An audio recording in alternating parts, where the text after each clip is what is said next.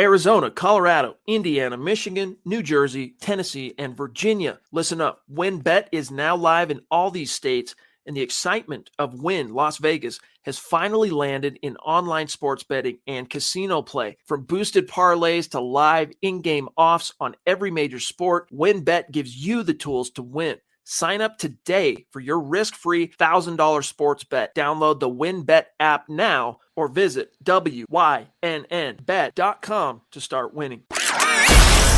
You're listening to the Huddle Up Podcast with Chad Jensen and Zack Kelberman. Join Broncos Country's deep divers at milehighhuddle.com and sound off. And now it's time to drop some knowledge.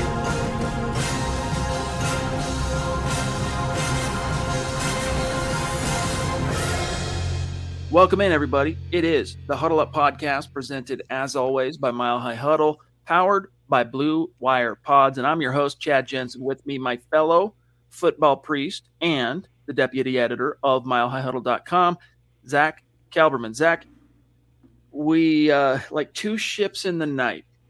In comes John Brown, out goes Avery Williamson. Only I want to start with Williamson because I think you were right. I think it was you mentioned this at one point Thursday night's show last week after he had been signed to the practice squad that, hey, as a very recent Pittsburgh Steeler, you know, one of the benefits of signing Williamson is you can debrief him on the defense and this and that and the other. And honestly, Zack, as the Tennessee Titans plundered the Broncos practice squad and signed Williamson away to their active roster, that's the only logical explanation I can come up with as to why that was allowed to happen by the Broncos, was that he had kind of already served his purpose and maybe outlived his usefulness, despite the fact he's fast as heck and he's a guaranteed 100 tackle a year guy if you give him 16 games.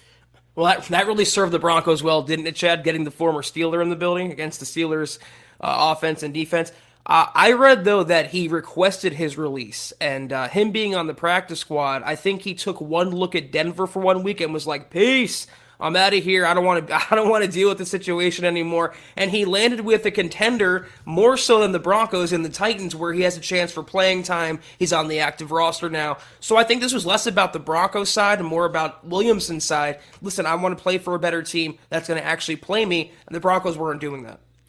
I'm guessing it definitely had a lot to do with, hey, am I going to see any playing time in the near future? Like, I mean, it's one thing to be signed to the practice squad under the assumption, or like, you know, the unspoken understanding anyway, that Zack, you're going to soak up the playbook, get up to speed, get into football shape, and then we're going to bring you up. And maybe he just wasn't receiving those assurances, which is, to me, inexplicable, because as much as you and I both think Baron Browning has a pretty bright future in front of him, he's quite far away from that future as it stands today. And in fact, as you read today, Eric Trickle's rookie report card for week 5, what few snaps and opportunities Browning garnered last week in Pittsburgh, it was evident that he is still behind. Because remember, he got injured, rookie minicamp. He was basically out all of OTAs, most of, if not all of, I'm trying to remember, almost all of training camp. So the dude from a between the ears perspective, Zack, still very much playing catch up. God forbid, and I'm knocking on wood, if something happens to AJ, if something happens to Justin Sternad, dude, you're looking at a cliff of despair. Yeah. And I think, Chad, the bloom is a little bit, I mean, I'll speak for you right now. I think the bloom is a little bit off the Sternad rose. I mean, he's been exposed. Whoa. Where's my camera at? That was weird.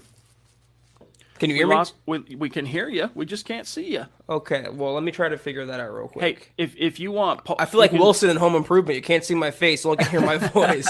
I'm going to hop out. I'll be right back, though. All right, dude. It's either that or 2001 A Space Odyssey, where the computer is talking to... what's his name? Oh, man, Dave, right? I think Dave. I pissed off the Sternad gods. I'll be right back. All right, buddy. As Zack gathers himself and figures out what happened to the camera here, let's grab this very generous super chat from Not Allowed Here. Well, let me tell you something. You're allowed here, my friend. So welcome. Thank you. He says, this is way in advance, but if we fire Fangio next year, if you guys were the GM, who would you personally choose to be head coach? Of these three, and we've got Zack back in the house. We're answering a super chat here, Zach, from Not Allowed here. He wants to know if Fangio is fired, which of these three candidates would you personally choose to be head coach? Eric Bieniemy, Kellen Moore, Brian Daboll. Zach, I'll let you start, even though I know the answer.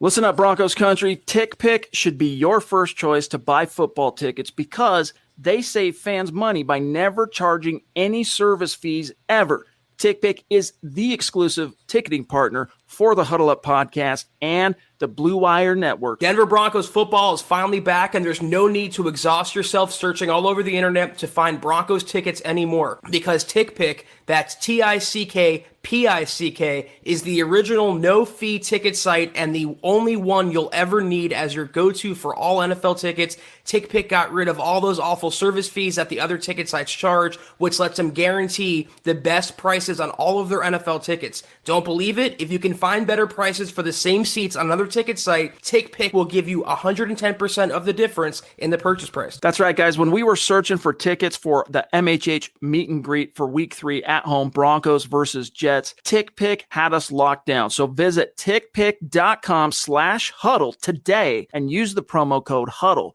to save $10 on your first order of Broncos tickets. Can I just finish up my Sternad point real quick? Yeah, go ahead. No, all I want to say is he's been exposed as basically a rookie because his rookie season was a washout. And as good as he could be, like Baron Browning, he has a lot more to go, I think, in his development, and he's not quite there yet. So I think that's why Williamson would have worked out. But among these three, I love all three, but Kellen Moore is far and away my guy. I mean, if you watch any Cowboys game, regardless of the talent level, the quarterback, he was doing things with Andy Dalton last year that Pat Shurmur could never dream of. He's exactly what they need. He has the respect of his players, the respect of the coaches. He is a head coach in waiting, and if the Broncos should be so lucky, they should throw just wheelbarrows of money at Kellen Moore. He could be your head coach. I think he's ready for that. But what you get is that package deal. He's also your offensive coordinator. And I feel so good about the offense being in his hands, especially like I mentioned this on the last podcast. Let's say they hire Kellen Moore in the offseason. They go out and draft Malik Willis, let's say. That's a really exciting combination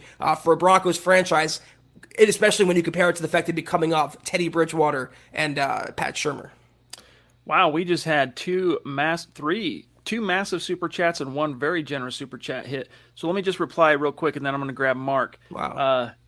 First of all, before I grab this extremely generous gesture from our friend Mark from Georgia, a.k.a. Mark Langley, a.k.a. Big Daddy Mark. First, I got to tell you that if I was to pick between those three, I would probably err on the side of Brian Daboll, not because I don't think Kellen Moore is a great option, and I like the fact it used to be something that would go against a coach, but I like the fact that he's young. But I feel like Daboll really did something special in kind of forcing Josh Allen around the corner. Like, he went from being everyone kind of chewing their fingernails, is this dude going to bust, to, okay, this is cool, to superstar in a pretty short amount of time. And I really like that. So real quick here, Mark from Georgia, love you, bro. By the way, if you're with us live and you can see this, he's wearing Mark, the first actually Football Priests hoodie. We had the Football Priests t-shirt with our cartoon faces on it, Zach, and we've sold a lot of those to our great community. But Mark actually got the prototype first Football Priest hoodie that we sent to him, I don't know, a week or two back. But he says, "What's up, my guys? Thank you, brother. Hope you're doing well." Mark's a Huddle Up Pod trailblazer in more ways than one. You are the man, Mark. Real quick, though, about the coaching candidates, everyone talks about Daboll, Kellen Moore, Bieniemy, Greg Roman in Baltimore. I'm going to throw two more out. Joe Lombardi, who's doing wonders right now with Justin Herbert and the Chargers, and Joe Brady, who's doing wonders with Sam Darnold of all quarterbacks in Carolina. There's going to be a lot of young, hot, up-and-coming, offensive-minded coaches in the coaching pool in 2022, and the Broncos, they shouldn't dip their toe in, Chad. They should belly flop into that pool and get their guy and start to move in the right direction, the 21st century NFL. It really does feel at this point fait accompli, that it's only a matter of course that, 3 months from now we're going to be breaking down either who the top candidates are for real because there is a coaching vacancy, or, analyzing the newest hire. Josh, appreciate all the stars and support, my friend. Great to have you with us. And on that note, Zach, since we're talking Facebook here, let's do an update on where we're at on the Patrick Surtain jersey giveaway. That Josh, he's moved up the rankings. Let me first just show everybody where we're at there. We are trying to get, for those of you wondering what's going on, and remember, we have to start from scratch on this every time because the show grows exponentially every single day. We have hundreds of new listeners, viewers across our different platforms that might not always know what we're talking about unless we tell them. But we're raffling off a Pat Surtain jersey if we hit 250,000 stars on Facebook. Stars are a way that our Facebook community can support what we're doing as analysts, as content creators, and it really does go to help keep the lights on. Right now, we're at 24% complete. We're well past 24% of the month. So we are still a little bit behind the eight ball here, Zach, but we've made up some ground in the past 2 or 3 days. So I'm starting to feel a lot more confident that we're going to be able to hit that goal by the 1st of November and raffle off a jersey from Pat Surtain to our Facebook community. And here's who is in the running. The only people that are going to be eligible for that raffle are those who contributed to the goal. And here's who is going to have the most tickets in the hat. Randy Jones, now in sole possession of first place with Mama Muti at number 2, Michael Ronquillo at 3, Lawrence Rivera 4, Josh Hoyle, climbing up at 5, Andrew Lampy at 6, Pete Middleton 7, Shane Daniels, good dude. We got to hang out with him a couple weeks ago at 8, Tim Hoffman at 9, Gary Leeds Palmer at 10. And let not your hearts be troubled if you think, like the Duchess here, that we would not also have something to recognize our YouTube community.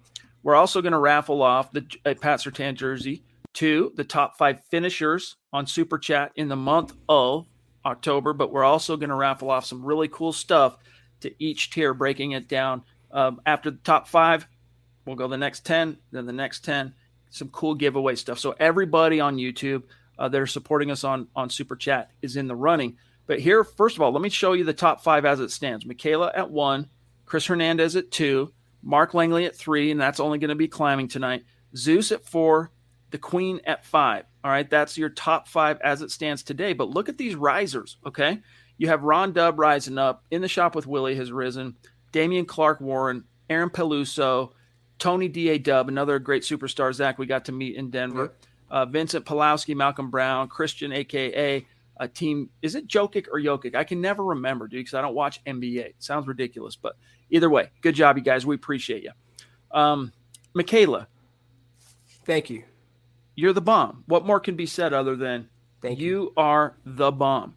She says, what are your thoughts about the Raiders? Oh, I missed that. Did you see? What are your thoughts about the Raiders interim coach? Heard he is good. Will he outcoach Vic, Zach?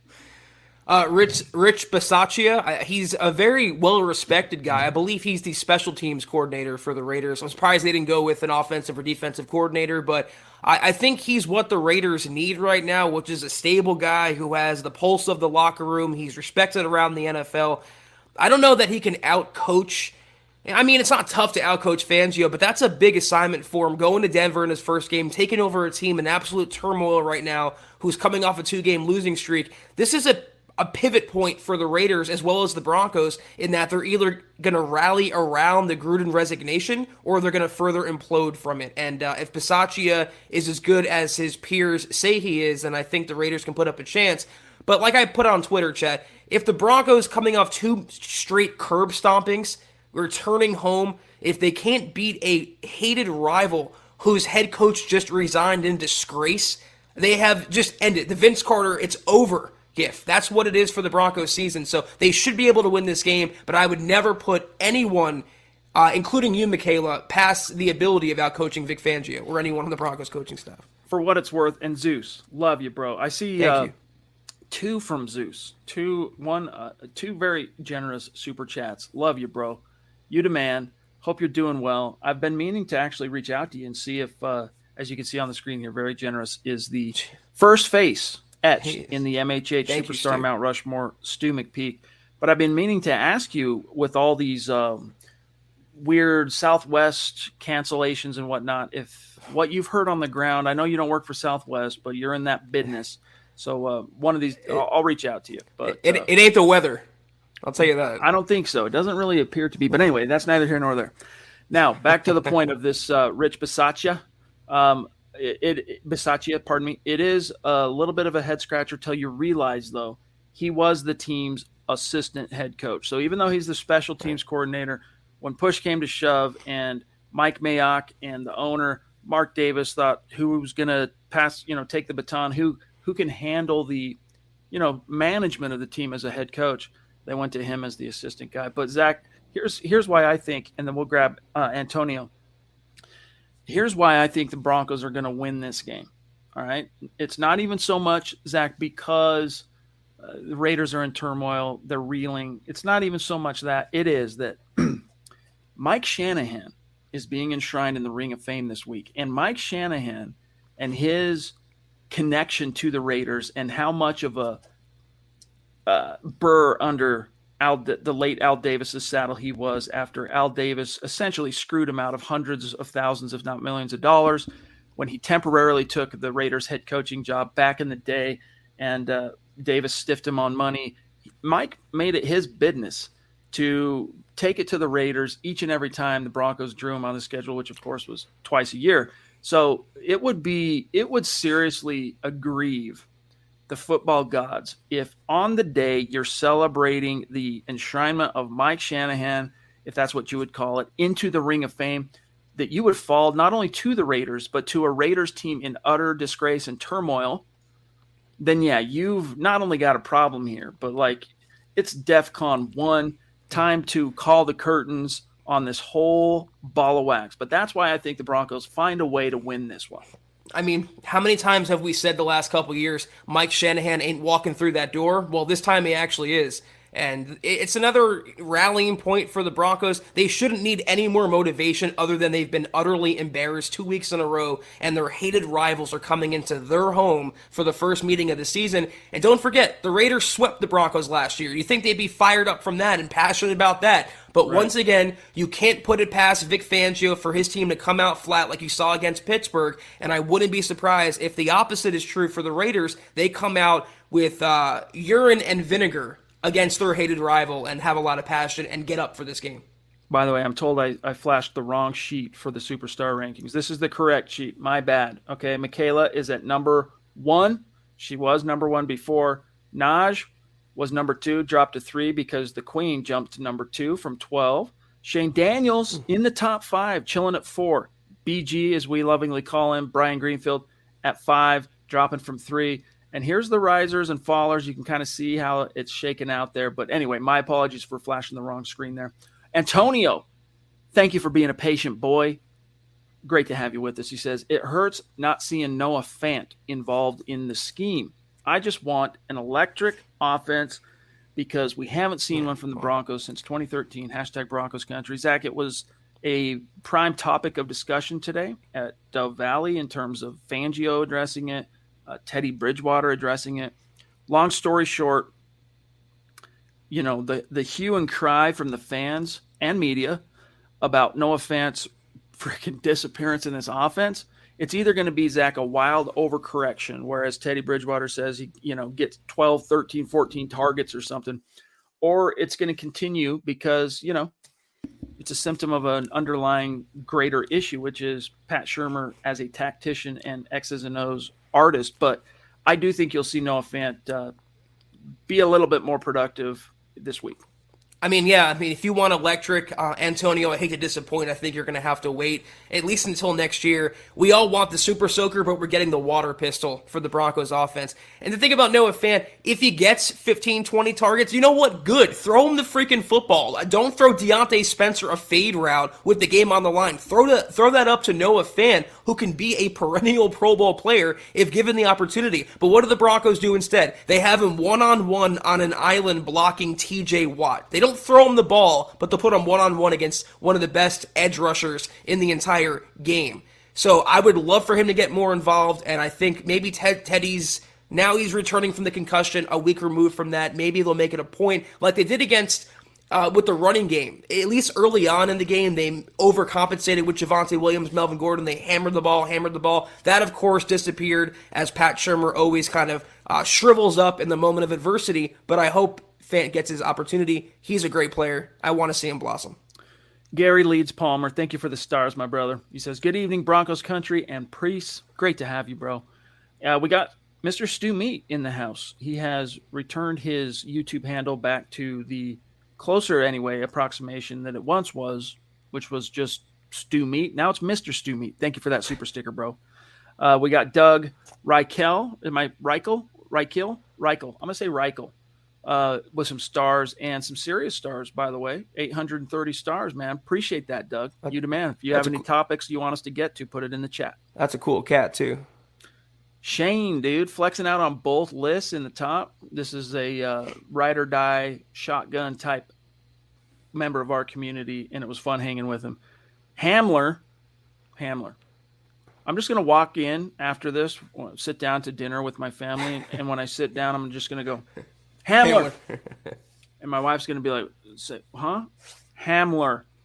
And hopefully she'll be able to deduce exactly what I'm trying to say. What I'm really trying to say when I say Hamler is, how are we going to replace the production of KJ Hamler or his speed in this offense? What's your opinion on John Brown, says Shane? Can he be the Hamler replacement? I got it. So, yeah, could he? I think he could. He's a significantly more proven player, but you got to worry a little bit, I think, Zach, about that sickle cell thing. I mean, It was brought up, I think, Chase, thank you for mentioning this in the chat, that Rod Smith, who is the most prolific wide receiver in the history of the franchise, was also a sickle cell carrier. Maybe I'll learn about this in the Rod effect that y'all can buy. He's not paying me to show you guys this, all right? But the Rod effect, fair warning, it's half motivational, half self-help business acumen, half telling his story as a pro. But what are your thoughts, Zach, on John Brown? Well, a lot of fans are speculating because he does have the sickle cell trait that he's only going to play road games. I don't think that's the case. I actually saw a past interview with a doctor or something where he actually explained how John Brown can play through the Denver altitude and it's not going to affect him. He could be your replacement. David Moore could have been your replacement. It doesn't matter who you have on your roster if the offensive coordinator is not finding ways to get the man the football. Same with Noah Fant. Same with any other player on the Broncos offense. He's a great add in week 6, and this is why I would not put the blame of any of this on George Payton's feet. To get a player of John Brown's magnitude, twice 1,000-yard receiver, the man known as Smokey because he's so fast, ran a faster 40 time than Lamar Jackson. I mean, that's a great week 6 pickup off the street by George Payton. He can pick the groceries with the best of them, but it's not going to matter if they don't have the right cook in the kitchen to utilize those ingredients. He could be the replacement, but until the Broncos demonstrate an ability and a competency to get players the football, we don't know for sure. Always dropping class 1 metaphors on this podcast. Pete Middleton, what's good, bro? Appreciate you being with us. He says, we need a win to get some positivity going, and you ain't a kidding. Thank you for the stars as well, Pete. Yeah, I mean, it's a dark cloud hanging over this team right now, and the only thing that cures is winning. Winning cures all. Andrew Baker says, and thank you for the stars, brother. He says, it's time for Pat Shurmur to call the annexation of Puerto Rico. Hashtag MHH for life. Hashtag Denver Broncos for life. Yeah, dude, he's got to turn the ship around, and thank you for the stars, Mark. You the man, brother. How about annexing him to Puerto Rico instead of having him call the play? Just keep him over there, away from the Broncos. This profile pic that you're rocking now on Facebook, Mark, of is it Galifianakis? How do you say that? Zach Galifianakis? Galifianakis, yeah. Galifianakis. That movie that he's in there, I just thought of the funniest part. I don't even want to say it. It's not that. It's relatively family friendly. What's it called? The fart transplant movie. Oh man, I can't remember. But either way, I'm a big fan of Zach G. Due Date's a good movie with Robert Downey Jr. Dude, so underrated. Due Date, so underrated. Great movie. I'm a movie nerd, but Colby, maybe my Broncos country name should be Colby Not Wadman. Yeah, we can call you that, Colby Not Wadman. Colby, yeah, Wadman. Whatever happened to him after the Broncos cut bait? He's delivering pizzas again, probably. Oh, is he? Okay, cool. Hey, man, when I was in college, I made some decent money delivering pizzas, man. When people were in the right mood, those tips come in, keeps you busy. You know, you're listening to podcasts, and, you know, that was before podcasts and, you know, my college days. But nevertheless, BD Bradley, what's up, bro? We got to hang out with the bus driver. Very cool at, guy. The meet and greet. He's greeting everybody, and he says, I have faith that George Paton will be able to get us good coaches next year if necessary. He did a great job this offseason. He did.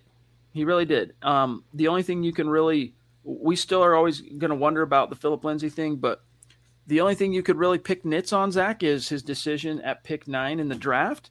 I'm not picking nits on that can only be decided, though, Zach, in hindsight. There has to be a sample size of time that transpires before we can look back and see if he made the right decision. I think as it stands now, not taking Justin Fields or Mac Jones, I couldn't see either one of those guys coming here and doing anything for this team because lame ducks. You got lame ducks calling the shots. And you have bad ducks calling the shots. I mean, I would hate to see, Kyle Shanahan's getting a lot of heat right now for how he's utilizing Trey Lance at quarterback, starting quarterback now. They're not utilizing his abilities completely, his dual threat abilities, letting him take a lot of unnecessary hits. And I think it'd be a lot worse considering he was such a raw prospect if you brought him to Pat Shurmur's lair in Dove Valley. Same for any young quarterback. So I think they made the right move there. And it was the year of the incumbent. So why not bring an incumbent holdover quarterback? But to the people in the comment section that say that Peyton is going to pick from the Vikings tree for his head coach, I don't think so. I think he knows which way he needs to go, and I think he's going to blaze his own path and really choose the right man for the job, not give it to a guy because he has familiarity with him, to answer that question. Besides, and thank you, Michael, great to have you with us, brother. Appreciate the stars as always, my friend. Besides, who's he going to pick from the tree? I mean, Gary Kubiak hung up his coaching cleats. Are you going to take his boy? No. I mean, I haven't been too impressed with what I've seen up to this point. I wouldn't take Clint, no. I mean, Kirk Cousins is kind of underrated. He's playing pretty decent football in Minnesota, but that's not the inspiring hire when you compare him to a Kellen Moore, Bieniemy, Brian Daboll, et cetera, et cetera. And by the way, DeAndre, I think we got this. Will he be used right? I mean, we didn't quite talk about it in this. And thank you for being with us, DeAndre, and all the support you give to our show and to MHH. Will he be used right?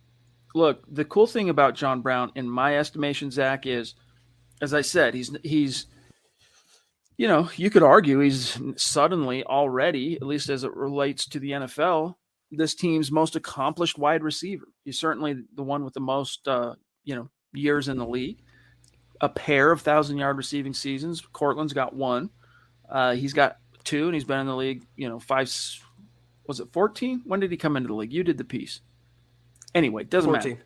2014, I want to say. And he can do more than just run down the field in a straight line, is my point. It's a matter of, letting him get his legs underneath him, understand the scheme, and then get him on the same page with Teddy. And thank you, Rory, for the super sticker, my friend. And by the way, welcome. That's a newer name, Zach. I don't recognize Von Brute. But yeah, John Brown can do a lot for you if the coaches have the wherewithal to implement that.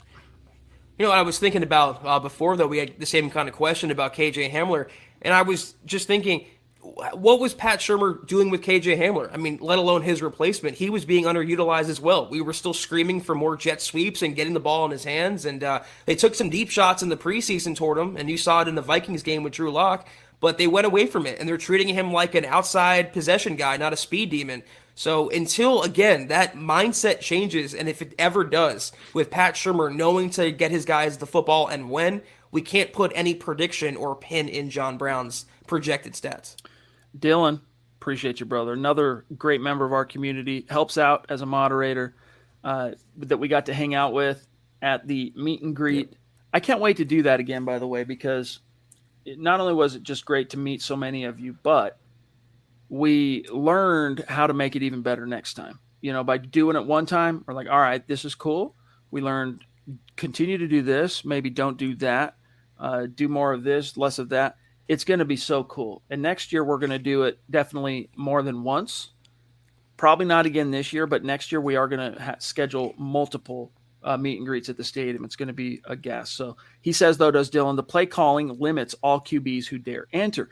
And this is absolutely true, and it's why you can't, even if you were in that camp that resented George Paton for not taking a quarterback at pick 9, this is why you can't get too out over your skis on that, because you would have ruined the pick. You would have ruined the guy. You would have brought him here.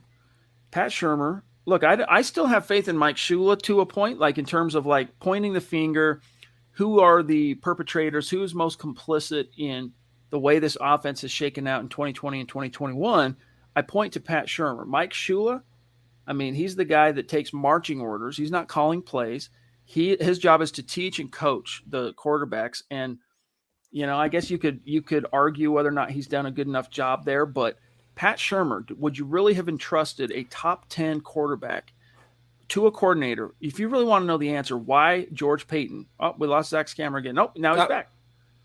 Just kidding. If you really want to know why George Payton dragged his feet on taking a cue at night, it's because he knew this coaching staff, it's a 50-50 chance that they'd be around next year. And if you did take a quarterback, you risk ruining him by subjecting him to perhaps a lame duck coaching staff that could perhaps ruin him. Imagine your play calling limiting Teddy Bridgewater. I mean, think about that for a second. The Carolina Panthers were getting decent production because they had top-notch coaching with Joe Brady. But Bridgewater was always kind of a mediocre, maybe above-average quarterback. It's one thing to limit Drew Lock's potential in a Pat Shurmur system, not taking advantage of deep shots and his arm strength. But when you don't even unlock what you have in Teddy Bridgewater, that's an indictment in itself on Pat Shurmur. The guy is terribad. Let's grab Lawrence here. I saw a Seth Harmon mega chat come in that we should grab next, and then I want to grab this question from James Koch.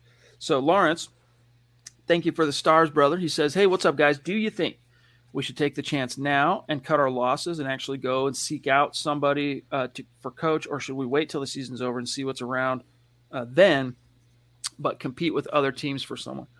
I don't think it would serve you. You're not going to get really a tactical advantage by getting into the hunt in mid-October than you would at the start of January, because all those coaches that you're going to be interested in have jobs right now, and they can't do anything until their season is over anyways.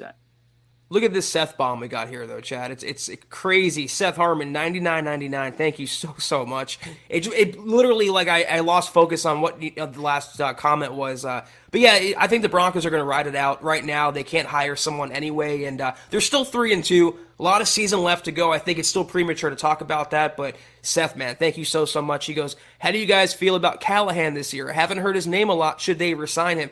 Seth, it's funny you say this, and I know it sounds like I'm just saying it, but I was going to actually tweet this. They should definitely re-sign Bryce Callahan, because you're not hearing his name for a reason. He's being a lockdown defender in coverage. He's not giving up big plays like Kyle Fuller. He's not whiffing on tackles like Pat Surtain at times. He has been just locked down completely out there, and as long as he stays healthy, he showed it last year. He was on, I think, pace or trajectory for maybe Pro Bowl status. No doubt. And until the foot injury torpedoed another year for him, I think if he stays healthy, you see that potential coming out. So as long as he remains on the field, I would definitely invest in him and maybe let Kyle Fuller go. Yeah, I mean, it's a little bit of a risky proposition because, I say this and I'm touching wood as I do it. You don't know how many games he's going to give you from a year in, year out basis, but he's playing so well. Yeah. I mean, you're not seeing these huge splash plays in terms of interceptions a la Champ Bailey back in 2005, where it's an impact play every time you turn on the TV. But usually when you're not hearing a corner's name ever on a snap in, snap out basis, it's because they're doing their job. They're either covering their guy or quarterbacks simply aren't going their way, which either way, they're doing their job. Pete Middleton. If Shurmur gets sacked, then where does he have to go? I doubt anybody will want him as a quarterback's coach, especially as he used to be a head coach and may try to show his experience in quotations. It's funny because I'm trying to think now whether Pat has ever actually held a quarterback's coach job. I remember him being the tight end. Starting O-line coach is how I think he started with Andy Reid in Philly back in the day, then became a coordinator. Then after he got his head coaching first job and didn't work out, he had to go be a tight ends coach for the Minnesota Vikings before he got another swing at the plate as a head coach, and now he's back as an OC. That's a good question, Pete. But if that's how it shakes out, hey, it's not our problem anymore, Exactly. right? Who cares? Exactly. That's what I was thinking. I don't know anyone that would want him, even as a quarterbacks coach, considering you can argue that he ruined Locke's development and didn't really do anything for Bridgewater so far in Denver. But it's a good old boys kind of league, and there's so many retreads that get second and third and fourth opportunities. It would not surprise me down the road if he ended up on another staff, maybe as an assistant or as an advisor, consultant, whatever. But I want him nowhere near the Broncos, that's for sure. Yeah, maybe he goes home, but goes back to Andy Reid or some point as an assistant. I'll pack the bags. Go, Nathan. Thank you for that super sticker, by the way, brother. Appreciate the support. James asked, very appropriately, what's going on with the Raiders health-wise? What's the story? Let's look at that real quick, and then we'll look at the Broncos. So, you're more than a quarter of the way into the season now, and you would expect to see a relatively long list on the injury report. Theirs is actually longer than Denver's. Here's who did practice today on Wednesday. Big defensive tackle Jonathan Hankins did not participate with a hip. And then Carl Nassib, the defensive end, has a rib thing, but also listed as a personal reason why he didn't practice. Yannick Ngakoue, their edge rusher, did not participate. He's got a knee. They also categorized it, Zach, here under rest, so probably still on track to play. Waller, the tight end, did not participate. Same thing, knee, resting. And then limited, you've got a lot of guys that are limited, and then full, a lot of guys as well who are banged up but are finding a way to fight through it. So they're the walking wounded as much as, if not more than, the Broncos. You look here, Alexander Johnson, they rested him today. Same with Bobby Massey. Kareem Jackson's got a back, so that's something to kind of monitor going forward. Melvin Gordon, the hip, didn't participate. And Mike Ford, of course, didn't participate. And then, Von Miller, they just rested him. Mike Purcell's got a back, but he did participate limited. Darby, good news here, gang, full participant. This gives you a shot, as was Shelby Harris, Justin Simmons, and Cortland Sutton. Zach, this gives you a shot if Kyle Fuller does not quickly turn the ship around. You've got a guy who can step in and give you plausible cornerback one production. Well, looking at the Raiders roster, it's just a random mismatch of young and old talent, veteran retread signings they made. It's interesting, though, for Melvin Gordon. They didn't put rest there. He was just a DMP, off the bat. So I think he'll play, but it's always something to monitor when a running back has a hip issue. They're getting healthier at certain areas. Jerry Jeudy's a few weeks out still, but they're getting Ronald Darby back. They're probably going to get Mike Boone back, the running back. I have a story about that coming up after the pod. Be sure to check that out. But they're getting healthier, as we approach midseason now, and I think it bodes well for whatever chances they have left to crack the tournament in January. Swag Nation jumping in. Good to see you. Thank you for the super chat, bro. I'll say this again. Fire Shermer, promote Shula to OC, and then bench Teddy because he plays it too safe and it cripples the offense. No comment? No, I'm not that down on Teddy. You guys know that this podcast questioned the decision to go with Teddy quite severely. Time will tell in the final analysis whether it was the right call. I mean, it was all about Zach capitalizing on this year. It was all about saving jobs. What's the safest bet? Teddy. Oh, and then the Duchess with another very generous super chat. You're the bomb. Who will be the head coach and quarterback next year? The combination? Hard to say, but it will be an offensive guy. Trust on that. So I'm just going to throw one at you. Let's say Brian Daboll and Malik Willis. Could that get you excited? Yeah, I'm getting pretty excited thinking about that right now, Chad. You can also, this is something kind of outside the box, but I mentioned Joe Brady out there in Carolina. He coached last year Teddy Bridgewater, so if they want to keep him around as a hold the fort guy, that's obvious familiarity there. My guy for head coach is still Kellen Moore. Quarterback, Spencer Rattler with Kellen Moore, that's fascinating. You talk about the upside there. That is like meteoric upside. So I think it's going to be for sure an offensive-minded guy, but quarterback more than likely a rookie, but don't, as Fangio would say, go to sleep on the possibility of Bridgewater returning if he holds steady this season as a Band-Aid veteran backup mentor or whatever, and they go after his former coach and Joe Brady. Yeah, I mean, interesting topics that unfortunately we have to talk about now. It's like Eric Trickle immediately following the Steelers game. I think I mentioned this I think it was Sunday for the gut reaction. I mentioned that he reached out and said, "Hey, can I write up a top candidates article to replace Fangio?" And at the time I said, pump the brakes. It might be a little too soon for that. And then he reached out again. I think it was today. "Hey, you still want me to hold the fort on that?" And I said, "No, let's go ahead and get that written," because it just feels like it's trending that way, so might as well get out in front of it. David Wilder, good to see you, bro. Thank you for the stars and all your support. He says, "Do you think the Raiders coaching situation will affect Raiders prep and help the Broncos in any way this Sunday? Hashtag Mile High Huddle, go Broncos." I think it helps the Broncos no matter what. I mean, it's mass chaos going on there. Teddy Bridgewater said today, it was interesting actually, Zach, two things that I found edifying in his observations on the Raiders. First off, he thinks that Derek Carr is going to galvanize his guys and that he's a great man, that Derek Carr is a great leader. And then he also talked about how Derek Carr would reach out to him after his very grievous knee injury and check on him and, just help kind of encourage him. And it sounded like that relationship was kind of sparked from Teddy reaching out when he was new to the league and young in his career in Minnesota, reaching out to Derek because they came in the same draft class, right? It went Teddy, the last pick in the first round, to Minnesota, and then early in round 2, the Raiders took Derek Carr. Both ended up playing early in their careers, and Teddy reached out to Derek Carr, Zach, because of the beautiful deep ball this man throws, which he does throw a pretty deep ball. Raiders fans would lament that he doesn't throw it often enough, but he does have a great deep ball. Broncos fans have seen it. It's cost the Broncos many times, but I thought that was interesting to see. Hey, how do you get such a beautiful ball? How much air and whatever these quarterbacks would talk about to kind of get the inside football type insight.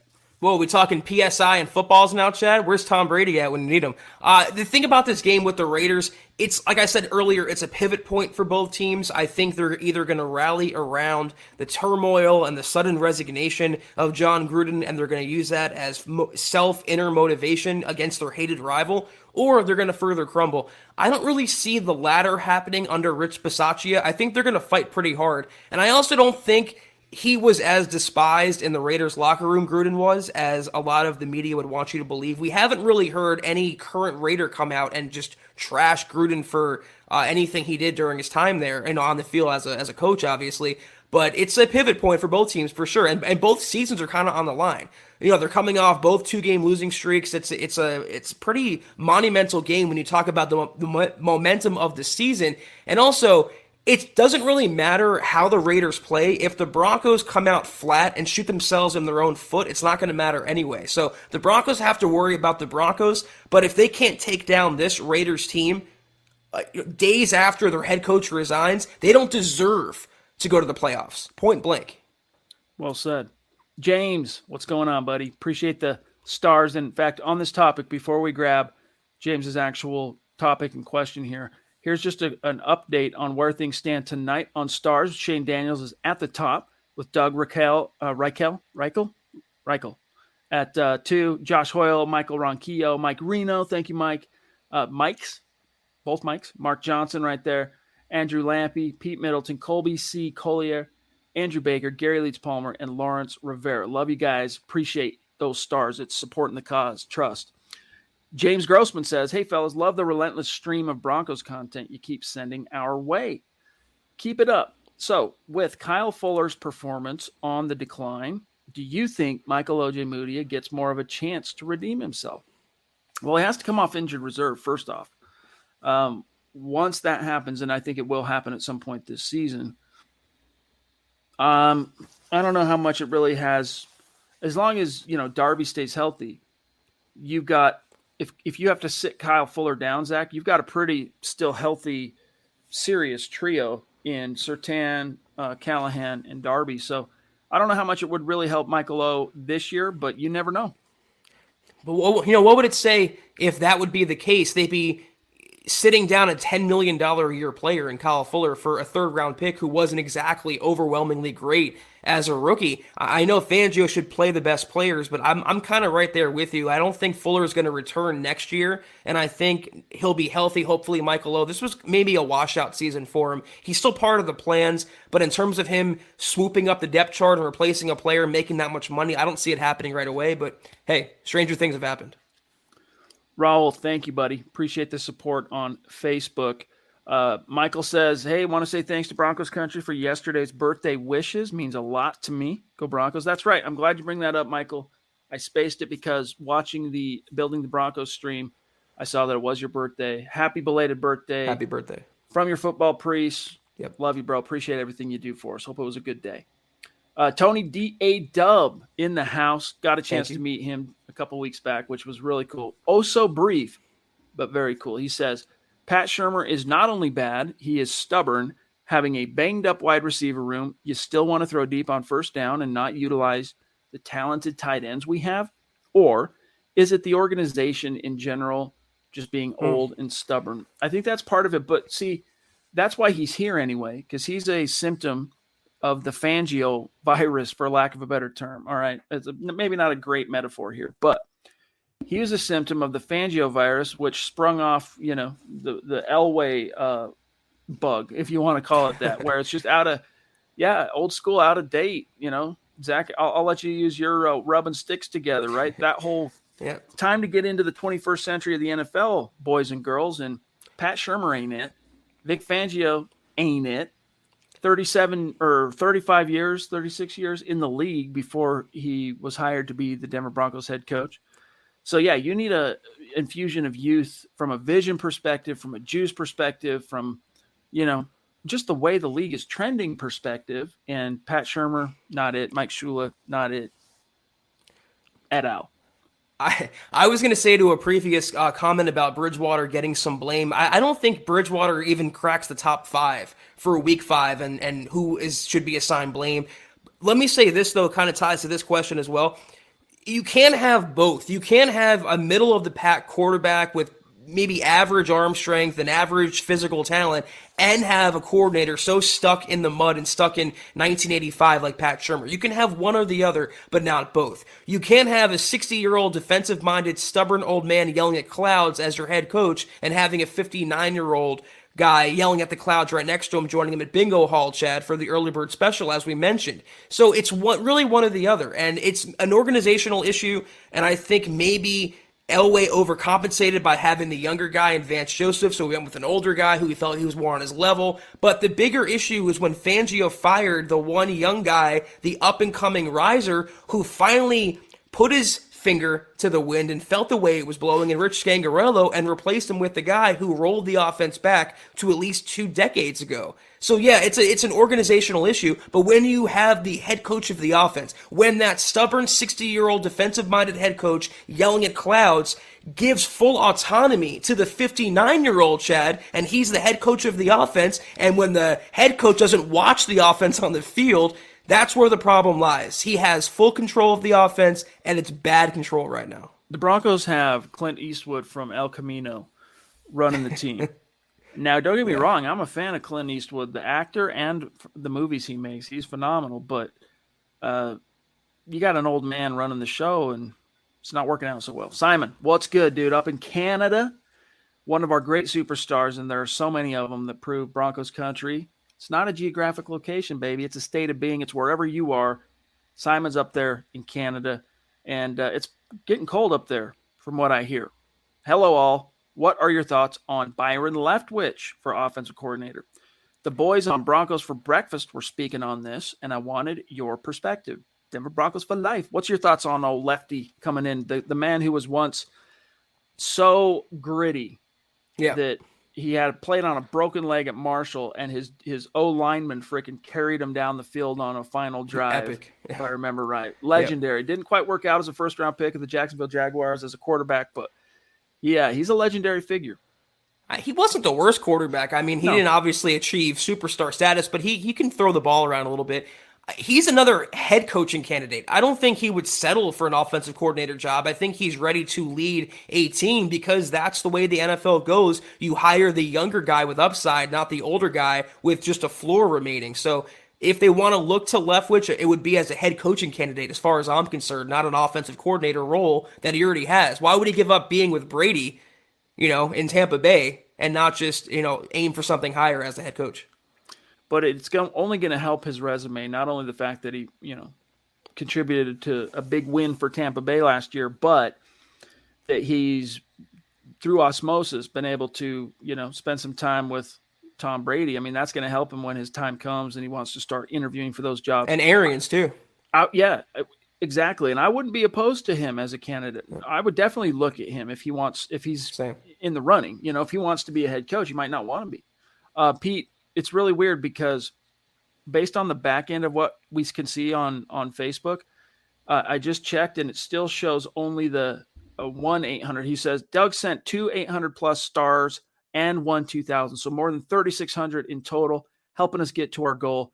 It's showing me from him 830 for what it's worth, but we'll update that at the very end and hopefully, it'll be accurate. But either way, Doug. Yeah. Thank you. You're the man, dude. You're the man. Keep her coming. The Queen. We jinxed ourselves. Now we can't speak for 11 minutes. Just kidding. The Queen, though. Love you. Appreciate you. Thank you so much. What more can be said? Let us know, though, when you get your jersey, by the way. It has been ordered. Thank you, Christy. Love you. Good to see you.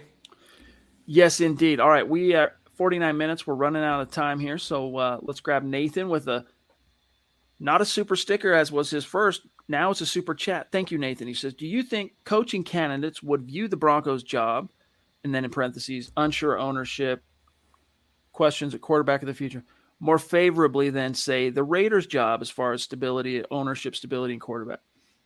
That's a good question, man, that I don't know the answer. I don't think – look, for a time, Zach, John Elway, he didn't fire Vance Joseph because he was told that he risked becoming known as a coach killer in the league. And so he dragged his feet, let him come back for one more year, and it obviously blew up in his face. And then Vic Fangio hasn't really made him look so good. The Broncos continue to struggle. Denver, for all of the success we've had as a organization and being one of the most storied franchises in the league, the last 5 years has really, and now this will be 6, set this team back, Zach, in terms of how it is perceived by players and coaches within the league. So that's a good question. But I do think that regardless of what happens as far as ownership is concerned, when candidates get in front of George Paton, I think they'll be impressed if they don't already know him. Yeah, but can you even say the Raiders have stable ownership? They have Mark Davis's bowl cut at the top of the hierarchy there. I mean, it's kind of a mockery of what the Raiders used to be. And there's been the rumors about Derek Carr and the Raiders maybe moving on from him or trading him. So coaches are going to go where they think is the best fit. And I think, honestly, you bring up a good point, indirectly, Chad. George Paton finally coming out of the shadows of Minnesota and being an assistant and finally taking a general manager job, and that job's with the Broncos. I mean, this is not a story team of late. They haven't made the playoffs in a half decade now, and Paton, as revered as he was, he decided to make the plunge and come to Denver. I think head coaches could feel the same way. It also would depend on where the Broncos are picking, because that head coach would probably want to get his quarterback in the draft. A lot of factors at play that we can't answer right now, but I don't think they have a disadvantage compared to the Raiders. I think circumstances will dictate, and those circumstances are unforeseen at the current moment. Kayaka, what's good, brother? This guy went from being a superstar, he's still a superstar, to being a good friend of ours after the meet and greet. We got to spend, in fact, I probably spent the most time of everyone I got to meet that day hanging out with Kayaka because we caught the game together. So hope you're doing well, bro. He says, and thank you for the super chat, my man. He says, what's the status on OJ? I'd prefer him, Michael OJ Moody. I prefer him over Fuller at this point. Couldn't be worse. Much aloha, fellas. Hashtag beat the Raiders. I'm trying to rack my brain here. I'll double check the quotes that we got sent here on whether Fangio even addressed Michael O today as a topic, but to my knowledge, he didn't. I'm just skimming through real quick here. Yeah, he didn't even come up. So, like, he's still on injured reserve, man. He's still basically a non-factor.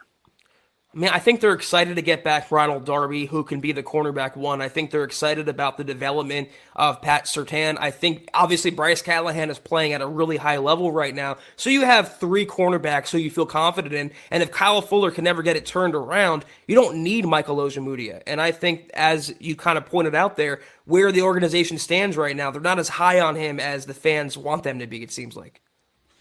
Most definitely. Good to see you, bro. David, again, I would say if Fangio doesn't fire Shurmur, then Fangio should be fired along with Shurmur, not to mention McMahon. And by the way, looking good in that profile pic with the MHH t-shirt. Send us that picture, bro. And we'll do just like we did yesterday with Travis Weber. We put him up on MHH Instagram, Flex, shout you out. We love doing that. Mark Johnson, more stars. He's trying to angle for that second jersey. He's going for the Pat Surtain. So appreciate that, bro. But guys, we are about out of time tonight. Tony D.A. Dub jumping in again late. Thank you, brother. Thank you. All I can say, ownership. Hate a sale is probably his price. Let's see. Hate a sale is probably his price.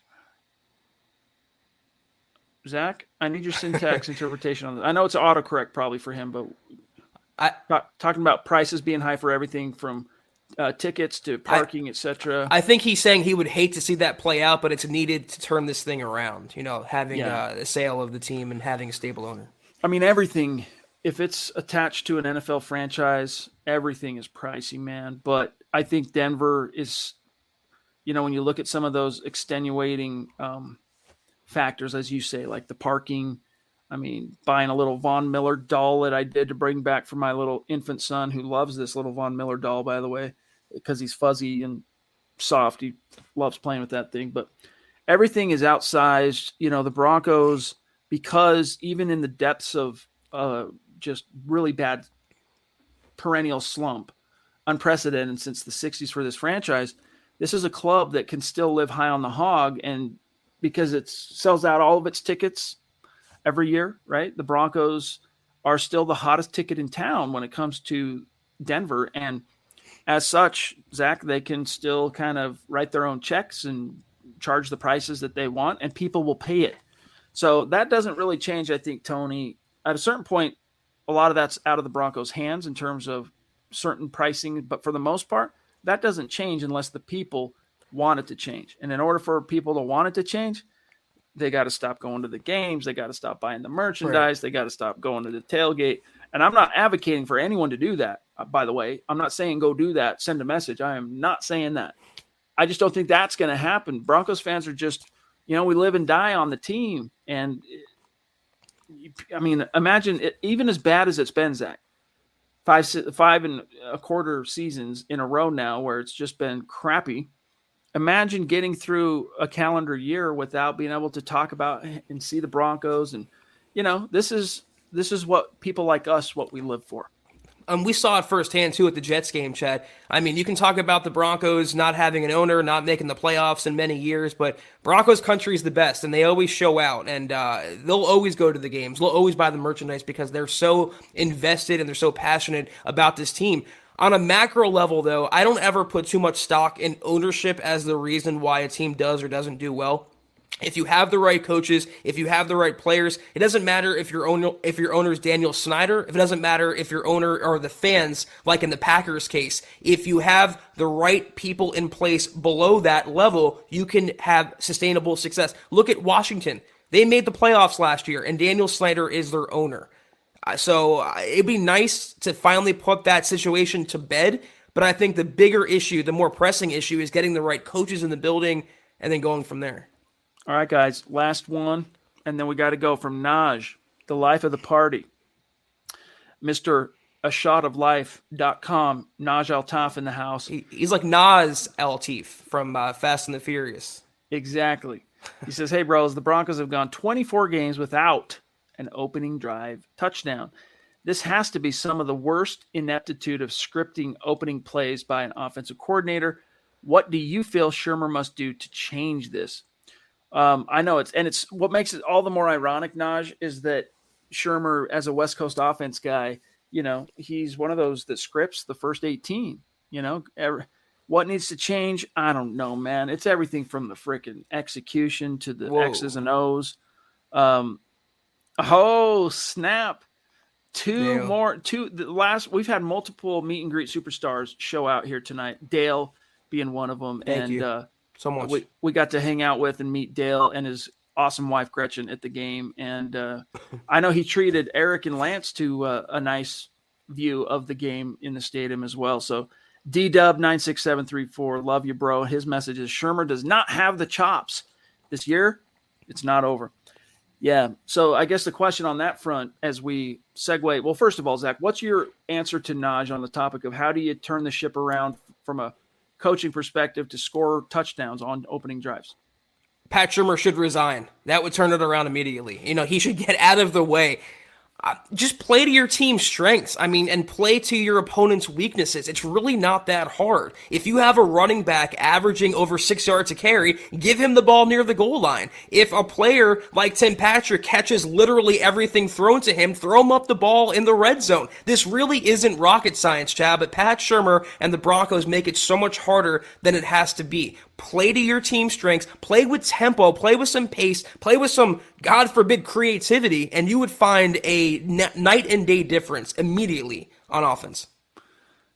Anyway, Dale, yes, dude, the year is not over, and one silver lining to look forward to is if the Broncos realize, hey, Shurmur, you're not it, and Fangio's like, look, I need a little window, I need to take a little pressure off, alleviate some of this, I need a pressure reducing valve here. Shurmur, you're gone. There's a good chance Mike Shula might be able to do more with what this team has because he coordinated a great offense in Carolina for a minute there, and he's got a lot of experience, his pedigree speaks for itself with his father and whatnot. But Joe, appreciate that, bro. Appreciate you being with us. Guys, we got to dip on out of here, though. We have reached the time where we must say goodbye. And again, Dale, give our best to Gretchen. I hope everyone's doing well in your neck of the woods, brother. Zach, if you wouldn't mind getting to our little matters of business rundown, I'll pull up how we finished on Facebook. I shall. Thank you guys for tuning in with us tonight. Until we see you guys next time, be sure to follow the Huddle Up Pod on Twitter at Huddle Up Pod. You can follow the main account for all your Broncos news, analysis, rumors, film breakdowns, transactions, and so much more at Mile High Huddle. You can follow Chad on Twitter as you can see at Chad and Jensen. You can follow myself at Kelberman NFL. If you haven't already, go to huddleuppod.com and get your swag on. Get yourself a football priest hat. I was looking at your vest. I was going to say vest. Get yourself a hoodie. Get yourself a coffee cup. Anything and everything is in that store. Also, Facebook.com/Mile High Huddle. Become a supporter. Big blue button. 3 exclusive shows at your fingertips. Kelberman's Corner, Broncos Book Club, and Trickle Zone. We appreciate your viewership on those programs. Also, Facebook.com/Mile High Huddle Pod. Like that page and follow that page. And if you haven't already, go to Apple Podcasts and leave your football priest a 5-star review for a chance to win some swag each and every month. We appreciate all the entrants so far. But if you can't do any of those things, do these 3 things that take a few seconds. Subscribe, like, and share this video and every single video you see on the MHH channel. Helps us grow and reach more Broncos fans just like you. That's right, baby. Here's how we finished on Facebook. Shout out to each one of these superstar senders. Shane Daniels at the top, Michael at 2, Mark Johnson at 3. Doug, see, this is what it's showing. It's showing this on Facebook, and I've tried to update it and refresh it, and that's what it keeps showing. But either way, Doug, thank you, bro. That's not nothing. That's something, and we appreciate you. Josh Hoyle, James Grossman, David Wilder, Pete Middleton, Mike Reno, Andrew Lampy, Raul Camarillo, Colby C. Collier, Andrew Baker, Gary Leeds Palmer, and Lawrence Rivera. Much love to you guys. As Zach said, we'll catch you on the flip-flop. But remember, we need you to go to Apple Podcasts, all right? Leave us a 5-star review.